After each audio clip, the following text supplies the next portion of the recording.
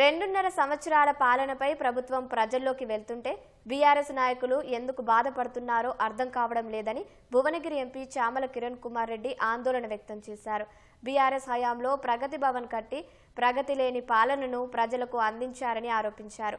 10 ఏళ్లలో రాష్ట్రాన్ని అప్పుల పాలు చేసి భారీ దోపిడీకి పాల్పడ్డారని విమర్శించారు. ఫామ్ హౌస్ లో మీరు మీ కుటుంబ సభ్యులు మాట్లాడుకోవడం తప్ప ఎప్పుడైనా మంత్రులు ఎమ్మెల్యేలతో మాట్లాడారా అని నిలదీశారు.